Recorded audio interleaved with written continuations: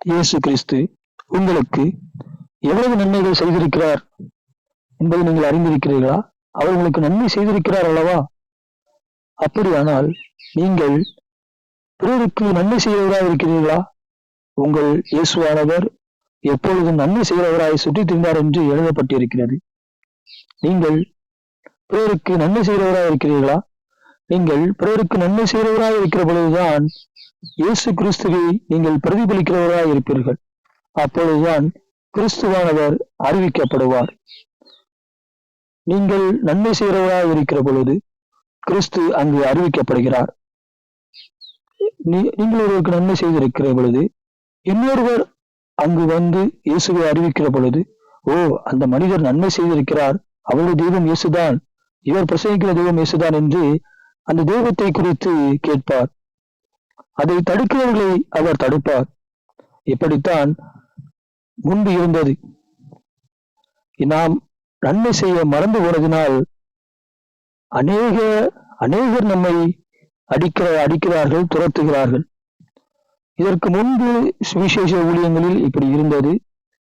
ஆனால் அநேக இடங்களில் நம்மை அடிக்க வந்த இடத்தில் இருக்கிறவர்களே அவர்களை தடுத்தார்கள். ஏனெனில் இயேசுவை போல கிறிஸ்தவர்கள் எங்கும் நன்மை செய்வதாக இருந்தார்கள்.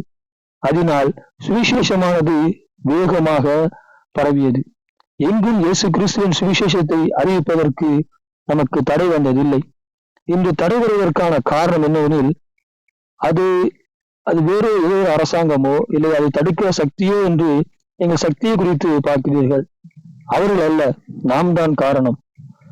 நாம் இயேசு கிறிஸ்துவின் சுபாவத்தை அவர் நமக்கு செய்கிற நன்மையை நாம் பிறருக்கு செய்கிற பொழுது நாம் இயேசுவை நம்முடைய கிரியைகளால் அறிவிக்கிறோம். நாம் கிரியைகளால் இயேசுவை அறிவிக்கிற பொழுது இயேசு அறிவிக்கப்படுகிறார்.